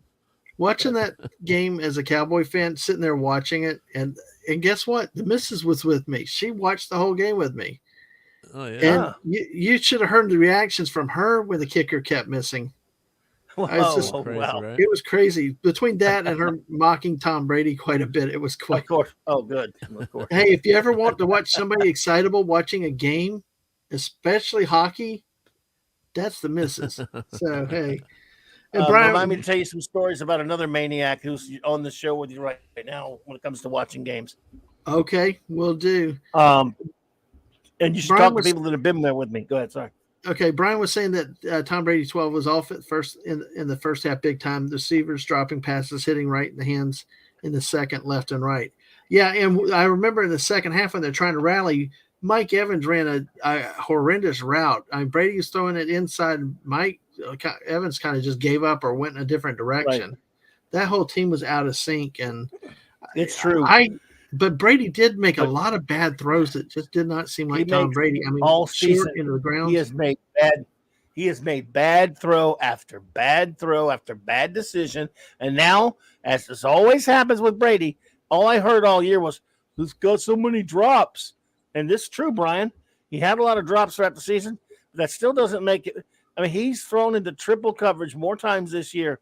I mean, that I've ever seen him. He throws forced passes. He throws at the ground too much. I mean, he grounds balls. He's not. He wasn't really into it to that last couple of games when he needed to get into the playoffs. And he got into the playoffs. He won a division with a losing record. Yep. But at least now he can say. At least now he can say he's never missed the playoffs. Yeah, because he led the league in passing 3 years ago, the Super Bowl year. So at age 43 or 42, whatever, incredibly impressive. And I thought he should have retired after you win the Super Bowl. He should have retired chances of winning another one. Just go out. He thought like he could get another one. Yeah. I think he did think he could get another. And Tampa came kind of close the next year, but and the thing that's crazy about this game though is this really wasn't close, even though the scores, I think they scored that last touch on the end. But imagine if Brady had hit that last pass, down the sideline after they got the onside kickback, it would have been 21-31. Yeah, it would have been a 2-score game. The 2-score. Mm-hmm. I mean, I had no chance to win, but I was, as much as I'm not I appreciate Brady. I'm not a Patriots fan, obviously, but it would have been kind of fun if he'd hit that last pass for a TD there. If that had gone in, that would have been. He overthrew it just by half. Looked like half a yard, but that would have been pretty amazing though, because I was Brady did have that couple of miraculous comebacks. Remember the game where they were down by a touchdown? I can't remember, middle of the season, and he just brought the team downfield, touchdown, and the game. I can't remember what game it was, but it was pretty. With like 57 seconds left. So, he's one of the all-time greats. He, of course, I agree. The rules are in his advantage the way they're, but that's, you can't fault the player for taking advantage of the rules the way they are. Of course, I think all the passing yards are skewed now. You look at Marino when he threw for 5,400 yards, and was it 83 or 86? Yep. That's the only record, if you look at the top quarterback passing years, that's not within the last that's not in the 2000s. So I was looking that stat up the other day. In the 20th century, it's the only time it was ever done. Yeah, so I'm thinking of the rules back then. So if Marino did that in '86, as I was unreal. joking the other day, what are you throwing for, like 10,000 yards in He the threw current 10,000 NFL? yards today. Yeah, I mean, and he could do it at 45. Yeah, if he had Super Duper, who was two receivers, Mark Duper and Duper and Clayton. Mark Clayton, yeah. The Marx brothers, they call them. Yeah. So imagine that. Brady, let me tell you something. Brady, I think is another problem too. Not just him. This is a guy. Think about all the guys who have to play around him and have to hear about Tom Brady this and Tom Brady that all the time. Yeah. And these are guys that were most of them close to in diapers when he came into the league. I mean, right, And these are guys that are playing with this legend, and you don't think that's intimidating for them? They think they make the slightest mistake, and he's going to be all up in their all up in their shite and bringing them down, and they got to play up. I mean, again, a couple of years back, he was able to get that one with this team, but still, it's like they're expected to be Super Bowl caliber team all the time because they're with Tom Brady. It's a little intimidating, and a lot of these guys don't have the kind of sand and a lot of the grit that the older players did, and players from Brady even when Brady started out. They're kids, and they're like, we're playing with this legend who's going to be the greatest, who's already like the most successful sports figure of all time in every sport, regardless of the sport. And I got to play with this guy, and it's a little intimidating. I think they'd rather just play with guys closer to their own age at this point. And I think he just realized that he's not compatible anymore. Well, one of the things, and I'm glad you made that point, because one of the things that I'd heard during the season was he was constantly throwing fits on the sideline, yelling at the linemen. Yeah. Every time something happened and going at all the other players. I mean, yeah, the guy's great. He's whatever. But at what point do you just get tired of the yelling and just tune it out? Especially considering who's doing the yelling. Again, you got the guy considered to be the greatest of all time yelling at you. That didn't feel too good. And these guys, they're already the snowflake generation. They're not going to respond well to that kind of stuff. No, that's for sure. I don't think so. But on a good note, as a Cowboy fan, Dak Prescott showed up for a playoff game. Wow. Yay. Yay. And it was just amazing. Playoff game in 80 years? I don't remember. I lost track. I gave up hope. Memes I was showing. It's been a while, Dad, man. It's been a while, buddy. It's been a while. But, and honestly, like I said earlier, I think if this team, this defense is dominant. If this defense doesn't, it's going to have to be carried by its defense first, because that offense will. I still don't fully trust Prescott, but you can't have the defense falling apart and then have an offense try to catch up like that. I think the Cowboys will go as far as they go with the defense. That being said, this is one of the better defenses I've seen in a long time, but they've had their struggles this year too. So, but if they play like they did the other night, I mean, who knows how far they go. It's a new season, dude, and it takes a lot of experience to win in the playoffs. But right now you have the luxury of almost all these teams. None of them are like big time, super experienced in the playoffs. I mean, they're in it for the, But anyway. One of the other things, looking at the Cowboys though too, watching the game, one of the things I noticed is they paid Ezekiel Elliott all that money years ago to be this prime load running back, but it was like he didn't play as much. It seemed like they kept going with Pollard a lot more, who was more dynamic, busted bigger runs. It's good to have a combination of backs, but geez, when you pay a guy all that money, you kind of expect more than more for your buck. But that's a little problem. Your problem is when your kicker can't kick a damn extra point. You better worry about that. It's off the track, because it will kill you in a game. It will kill you. So that's probably even the most shocking part about it is that the guy missed 4 and it didn't matter, because usually when that happens, you're having such snake bit luck that comes back to bite you on the ass. And absolutely, game over, man. Game over, man. 4. I'd like Lou's gonna call a forfeit right now, dude. They'll be taking Jerry out of there in a stretcher, man. Nah, who knows? I probably So shouldn't comment on that. But hey, anyway, we got well, games. We got 4 games this week, right? yep, we got 4 games this week. I'm going to bring them up. We're done from looking at last week. So now we enter into what's known as the divisional playoff round. Basically, the teams that had byes last week are playing, hosting games. And the 4 matchups that we have this week, the first are the Jacksonville Jaguars at the Kansas City Chiefs at 4:30 p.m. Clobby, you want to start with this? What are just some thoughts about this matchup, and how do you see it going? I will be pulling for your Jags, and I think they have an outside shot because Kansas City's been kind of loopy this year. They're at home. They may not take the Jags as seriously as they should. I'm going to pick them to win though because it's just at home. They are one of the few of the big time, experienced teams in the playoffs that are right now. Because like I said, not a lot of these are. They're one that is, and probably the most experienced team of all these teams in the playoffs are Kansas City. If we're picking now, right? Yeah, I pick Kansas City to win this one, but I would not be. It would be a big upset, but it wouldn't be my. It might not be the biggest of shockers if Jacksonville finds a way to get this one out of there, to pull this one out. But I just don't think so. My instincts tell me Kansas City wins this one. Okay, Mark, what do you think? Yeah, did we all pick the same games last week? Did we all go the same route? I'm trying to remember. We did. Yeah, we I did. think we did. Yeah. So, I went 5-1. Yeah, we all picked Tampa Bay the wrong Except game. I don't know. Ash didn't though. Ash picked some different ones. Or maybe Ash beat us. Probably Ash. He probably he didn't because he lost a few. Yeah. Okay.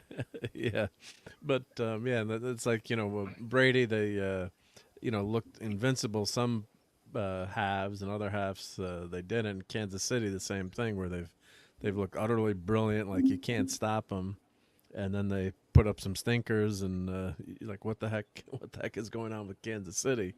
And it was almost like the Super Bowl when they lost a few years ago, and the announcer was at Michaels, whoever the announcer was, like made excuses like, well, you're going to see Mahomes many more Super Bowls. It's okay that he lost. It's like, you don't know he's going to be in a lot more Super Bowls. I mean, he's a great talent, amazing quarterback, but it doesn't guarantee you coming back to the Super Bowl.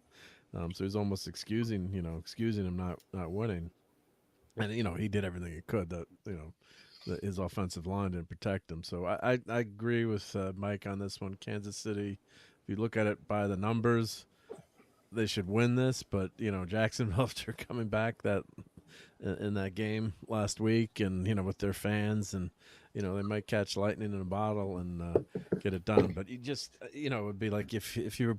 Not that we're, this is all for fun. We're not, gambling here or betting. Yeah, I forgot to play the disclaimer tonight. It's all Thanks, for fun, Mark. all for fun. But if you did actually, if I was going to bet, like, my thing bust on this, I'm putting it on Kansas City, not Jacksonville. Because that's just the way the stats go. But in your gut, you might, you're like, maybe Jacksonville could pull this off. Wouldn't be a shocker or anything, but it's probably not too likely. I hate to say it. Yeah. Well, okay. Well, what about you, Dan, man? Well, I will tell you, for the last 10 to 15 years, I love to be the sarcastic jackass in the city, I listen to post-game shows just to listen to all the drunk callers scream and yell about how bad and all this stuff and move them to London and all this stuff. I always got sick laughs out of it and stuff. But you know what? I do remember 96. The special feeling in this town around that team. They beat Buffalo. Nobody expected that. The next week they go to Denver. They play Horseface Elway. No chance. And they remember the Woody Page Denver Post up there, the paper. Woody Page called them the Jagwads. Yes. You had the whole world against you. They went up there, kicked them. They kicked their ass. They embarrassed them in their own stadium. I was pretty shocked. You come back. I tried to get the missus to go downtown with me, but she wouldn't. But we watched it on news with that 60-something thousand people going to the stadium. They had people at the airport greeting them there. They had people downtown. They did a flyover, all that stuff. Everyone went crazy. It was a great right? time in the city, and really, it was civic pride. The team, it just was so good to see back then. I'm seeing that now. I'm seeing that in this town with the fans loving the team. The team, these are not assholes to the fans either. I mean, you can see the appreciation they have for their fans and stuff. The coach, Doug Peterson, constantly saying interviews, he wanted this for Shad Khan. 11 years he's been, had the team. No success and everything. He wanted it for him. It's a big come together type situation right now, like 96. The Jaguars and the Chiefs played in earlier this year. The Chiefs won 27-17. It was kind of a stretched game. Kansas City had the lead pretty good throughout, but Jacksonville was 3-7 at the time. They ended up winning the division at 9-8, meaning they ran 6-1. So 7-1 with last week's win. They are on a hot streak. This is a team that has come back from some deficits. They've won on the road a lot also. That is one of the big factors with this team. They seem to play anywhere. That was a key characteristic of the 96 team. I know the Chiefs are great. I know Mahomes is great. I know there's all, Kelsey, all the tools that they've got. They've been solid for years. They got a great coach, everything else. But I'll go all in. Bring back 1996. I'll take the Jaguars in the upset this week. All right, Dad man. There you go.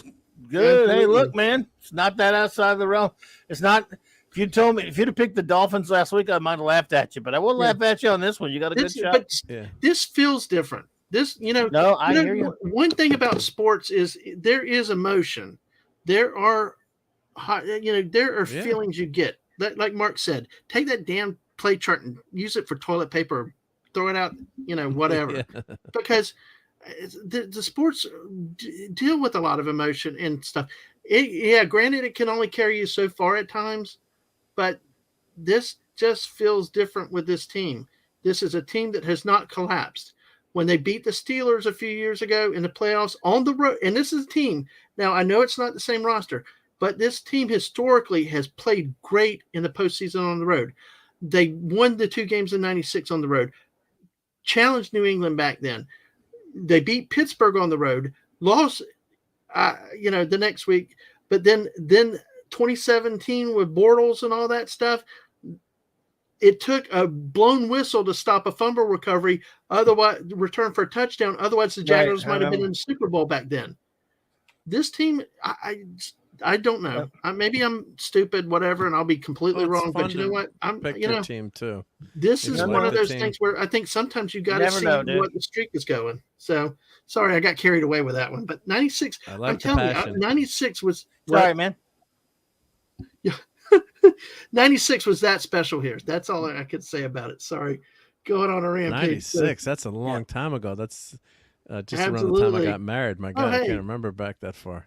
Well, the Mrs. picks the Jaguars, Giants, Bengals, and Cowboys. Hey, Squeak a Mouse. Hey. Oh, no. Mrs. No, not the C word. C word? Cowboys. C word? Oh, Cowboys. Okay. I told you about my source for anti-Cowboys memes. I thought you meant cowgirls. But welcome, Squeak. I'm glad you're here, at least even if you're lurking. Thank you. Yeah. Brian says Chiefs, Eagles, Bengals. I thought that said Bojangles. I got chicken on the mind. And Niners. That man's always hungry. Yeah, I want some Bojangles. Brian quoted me. LOL. That's yeah. You're right. Small Town Republic. Mark Brunell was underrated. That is one of the historical mistakes I would have made back in '96. Clobby, I was a Steve Walsh fan, and oh boy, obviously they made the right decision with Brunell. Should have talked to me. I don't know. Yeah. Well, Brunell came from Washington. I had not seen much of him. Yeah, I'd not seen much of him, and I saw Walsh at Miami, so you think, but history proved it was right. But welcome, Small Town Republic. I'm glad you're here. And at least Brunell got a Super Bowl ring. Yes, he did. And see, there's squeaker for you for the cow babies. And what would be a stream with the three of us without food talk? There you go. Yeah. Bojangles is always a winner. But yeah, so sorry now that I went on a 20-minute rampage about the Jaguars and their history. It wasn't 20 minutes. It was only 19. Only 19. Who's counting? Yeah. But no, but I do think with that. So, all right. Well, with that, the next game is the New York Giants at the Philadelphia Eagles. This, Mark, we'll let you go first because this is your let me team. go first. Yeah. Oh God. I mean, it's the same thing. It's of course, when it's your team, you're rooting for them. But the Eagles have had a really good season, and they've been what's their streak for winning? I can't remember now. Give me a second. Let me. I think the current the current streak. Yeah, for the Eagles, I think this season. Let me see what. Give me 1 second. I'm going over to the standings. Yeah, let me pull it. Yeah, I think they've been. Eagles have. Okay, here we go. The Eagles have won one game in a row. I think because I think they lost one or two near the end, and then they won the last game against the Cowboys. Yeah, but didn't they? Oh yeah, that's right. Yep. So yeah, Cowboys dismantled them. Well, not dismantled. I shouldn't say that, but that's when you thought that Cowboys weren't going to win that game. But yeah, so when they lost to the Saints, and then so we'll see what I'm reading the schedule backwards. I'm reading it backwards, and of course when they played New York, that final game of the season, New York didn't start, their big starters. So as a fan, I got to pick the Giants just because I'm hoping, for the upset, and just, maybe I'll get a point on you guys because I know you guys are all going to pick the Eagles, probably. But the Giants have been on an upswing, and I don't think they can win the Super Bowl this year. Don't hate me, Giants fans, but they're really like they did in their Super Bowl run. When they, stopped the Patriots in their undefeated season, even though they lost to the Patriots that last game, you really knew they were in it. And I think they only lost by 3 points, and all the Giants fans are, it was almost, they were getting made fun of, but people are saying, well, look, Giants almost beat the Patriots. Everyone's like, well, that's only good in horseshoes, but it really does in football. A game like that, it's not like baseball where you're dependent on a pitcher to, throw a shutout. So the Giants, I think I'm going to go with the Giants, even though I shouldn't. But it's they're on the upswing, and at least I think it's going to be a close game, and that you got to throw out that Week 18 game because that doesn't count with. And they did have some good plays in that game. The score was close, 22-16, but it's and the Cowboys players here. The Cowboys laid an egg too that week. It against, so it's hard to judge Week 18s a lot of times, especially when the playoff placings are fixed, with the results. Yeah. So you're going with your Giants, all right? Oh, my Giants. Like you want me to, your Jags, right? So all right, absolutely. When the Weavers, the previous owners, owned the team many years ago, Shad Khan's owned it for about 11, 12 years. The Jaguars as a franchise hated and despised when local people called them the Jags. Oh, they did? Yeah. It just was, it was an insult. It was, but yeah, it's one of those mindless little things that I remember, but ask me to take out the trash and forget it. So, Clobby, so what do you think with this game? I think I'm going to let the Giants for the second week in a row be my upset special on the road because Philly certainly should win the game. They're going to be at home. They've been pretty strong, especially on defense this year. But we don't know about Jalen Hurts or not, whether he's going to play. And even if he does, he hasn't played in a long time. I don't know how gimpy he's going to be out there, how questionable. And I don't have a lot of confidence in Gardner Minshew. So the Giants, the only thing that could give them some trouble is if Hurts is at top notch. I don't think he is. Certainly they should have enough firepower to defend their own and eke out a win at home like that with their defense and being the home crowd and everything. But the Giants are playing very well. They played very well last week. we don't know how the Eagles are going to play because they haven't been themselves for a couple of weeks. And so since it's the playoffs, you could almost never is there 4 playoff games in a weekend without at least one at minimum, at least sometimes 2 road victories. And this is going to be the one for me. I'm going to say the Giants have a good chance to win this. I'm going to pick the Giants. All right. Well, before I say something, I want to say real quick here, Bojangles is always a winner. Brian Herbert, no Bojangles. I've never been to an In-N-Out burger, but hey, I've heard good things about it. I've heard it's good. Dude, I love Bojangles. I've been there. I love Bojangles because their fried chicken and their biscuits are awesome. So they're a lot in the Carolinas. And hello, Jess. Yeah, we didn't realize you were there, but hi. Glad you've been lurking for a bit. Glad you're here. And all the lurkers out there, if you're lurking, thank you for being here and listening. Listen, these guys are great with football. Thank you for lurking. I love, yes, thank you for lurking. Thank you for if you watch it later on replays. Yeah. Love you guys here in the chat. Y'all are awesome. Even make fun of the Cowboys. I love y'all making fun of the Cowboys. Or Brian Hepburn quoting me on this one here again, Clobby. It's like Elway. Horseface Elway. That's what I said earlier. But thank you all for being here. Follow us on Twitch, like and subscribe on the YouTube side. And thank you all for being here. This game, the Giants, I thought looked pretty good against the Vikings. I'm worried about the Giants coaching decisions, though. Yeah, I really do. Now that they got one under their belt, maybe they'll take it easy now. Yeah, because it's like, I mean, at some point you got to play football, and that's a disturbing trend in the NFL that, like we've talked about many times, Clobby, is just these analytics or this other stuff just defy what used to work over time. But I said earlier, emotion and gut instinct sometimes goes a long way in making those decisions and doing the right thing you need to. Giants of Philly, I would not underestimate Gardner Minshew, though. He was very effective here for a year or two but he was kind of a gimmick quarterback looked at as a way. But he had a lot of passion. He could make the throws. He could scramble and get away with the right talent, because he didn't have talent here with him when he was here. But around the right talent, like with Philadelphia, he could be dangerous. Hurts, I've never trusted his throwing ability fully. I've always viewed him as more of a run-first quarterback. Can you contain him and make him throw? Is his shoulder injury, how does that hold up? What if he gets a few shots on the shoulder? The Giants, like I said, the coaching staff scares me, but Daniel Jones now actually playing like an NFL quarterback. Yeah. If they would use Saquon Barkley a lot more like they should, they drafted him in the first round. This is an NFC rivalry matchup. So throw out all expectations, throw out all what you think. All these teams hate each other. These teams hate, it's an NFC rivalry game.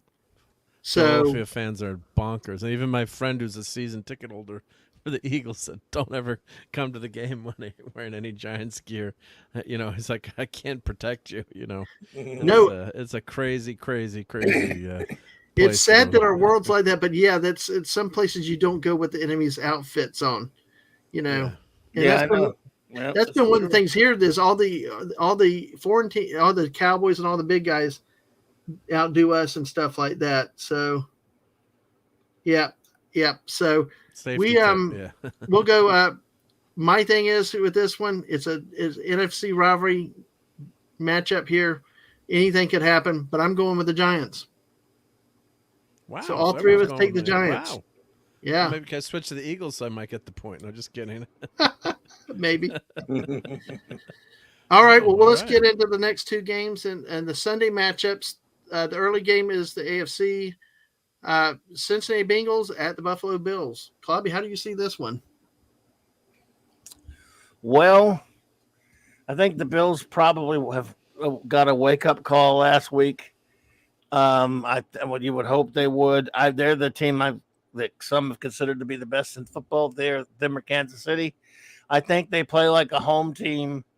I think they'll wake up and play like a home team that's supposed to play when you're supposed to be the better team.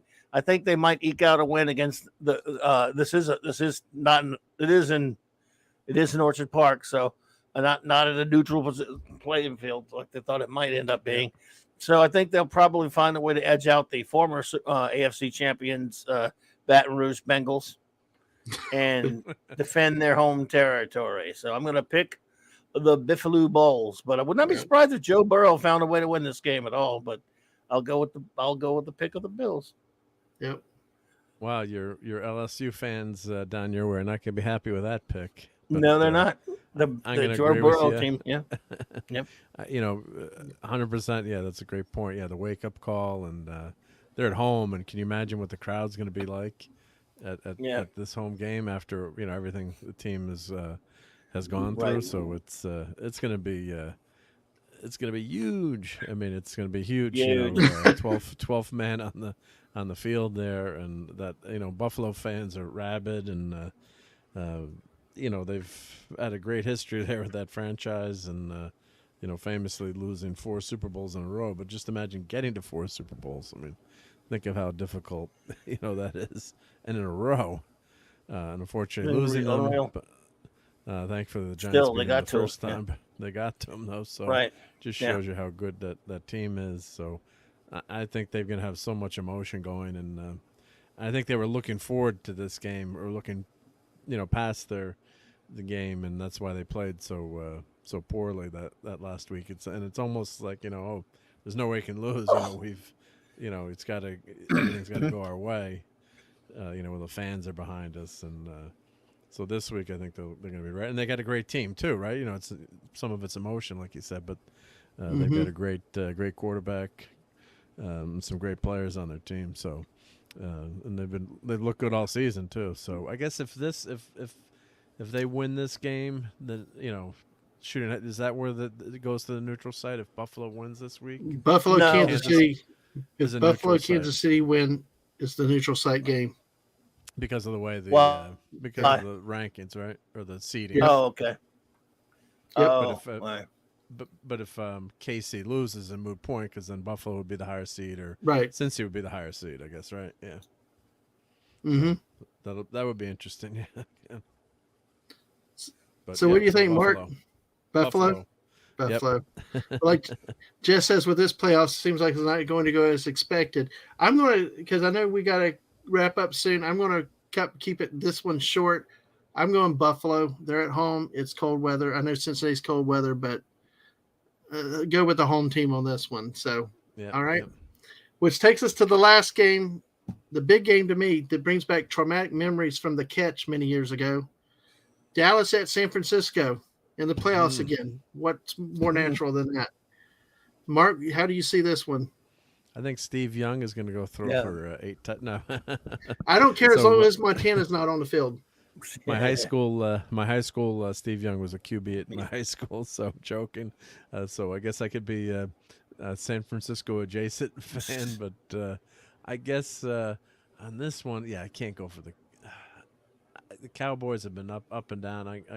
San Francisco looked really solid this past week, and their replacement QB is looking like he might hold that job, even if their quarterback Garoppolo comes back. Right? It's crazy, but he's played fantastic, and it's some. I think I'm trying to remember the game last week. There were some bumps in the road, but I'm going to go with Frisco over this, and I just think the Cowboys are they're gonna fall apart at San Francisco. I think that's gonna be I think the Niners are gonna take this one pretty easily. But, okay. Clobby? Yep, that's my pick. Yep. I'm gonna go with the 49ers. I can't see Dallas being competent enough to have any kind of real consistency in 2 games over the playoffs. Besides, 49ers are not the Bucs. They've been red hot, and they played super solid looking playoff style football last week, and even going into the playoffs. Because the Seahawks were no pushover. So, as much as I have always traditionally, as a Saints fan, have hated the 69ers, hated them. I have respect them, even though these aren't those 69ers, obviously. But right now, I just think they're red hot. And I think Brock Purdy is just the story of the year, probably. Certainly, Dallas could go in there and win it. Hope they won't need a field goal. or extra points. Yeah, absolutely. But I think 49ers, and it'll be a tough one, certainly because Dallas has a good defense, but I think 49ers find a way to grab this one. Okay. All right. Well, I will tell you, obviously I'm biased, with this one. I at least the Cowboys beat the Niners in the 90s, so that exercised those demons from Dwight Clark and Joe Montana. Mm-hmm. So, and I would say, honestly, if I had to go on, if this game had been last week, had Dallas played San Francisco last week, I would have easily said San Francisco, especially being that, whether it was home or road, I'd say San Francisco because Dallas has lost home games in the playoffs a lot too. But watching what Dak Prescott, when he actually does his job right with the talent that they have there, and that defense gets after the quarterback, that the Niners have maybe not faced the pass rush like the Cowboys have. So there's a lot going on both teams. This is probably going to be the best matchup, I think, of the weekend between two powerhouse teams. I've already picked two road teams, and like we talked about, there's only so much. Brian Hepburn says Trey Lance is supposed to come back next year, but if Brock, that's another quarterback. I agree, and we kind of touched on that. If Brock gets hot, wins the Super Bowl, it's going to be like the Tom Brady, Drew Bledsoe situation. How do you unseat the guy that took you to the Super Bowl?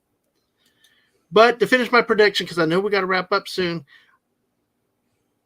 I got this little thing, SF all the way, red and gold over blue and old. I figured like that, Clobby. That's a good one. Great way with words, but yeah, the Niners are great and all, but how about in Cowboys? Cowboys. I like Cowboys. All right. Cowboys all the way. Oh, and there as we go. Wade says here, and he's calling it the Cowboys Jags Super Bowl. So there you go. Well, you That have would be a tough fun decisions one. to make. That'd be something for you. absolutely. But listen, I thank you guys for your time tonight. This has been a blast. I love talking football with Thank you you, guys. buddy. And Me too. everybody Yeah, in the it's chat great, that's man. come through, active, and it's funny. It's like we get more viewers sometimes as we're ending up. We just get That started. happens all the time, buddy. You'll get used to know. it. Yeah. Oh, well, you know what's Well, kind it's of cool? good to Hey, end up I'll with bring more you guys viewers. on You don't for want to lose viewers, and they're Hey. like, oh no. I know. Yeah. It's like, hey, but you guys come on with me 24 hours. We could go 24 hours talking football. I know you can't. I know. I know Well, you got I could, but- missions to do. Santa Clara. But hey, Might kill me, listen, but yeah. everybody. We've got 9 watching right now. And like I said, if you're on Twitch, make sure you follow us over there. If you're on the YouTube side, subscribe to the channel. We appreciate it. And trying to get the plans going soon with the 24-hour streams. And, go follow these guys over here. Let me, real quick, give a little shout out quick here. Here, Clobby, you can catch Clobber and Times over here. Clobby, do you want to say something real quick? I know time's short. No, just thanks. Yeah, I gotta go. I got a lot of stuff. I gotta get off of this desk for a while before we go back on. Yeah. Sorry about that.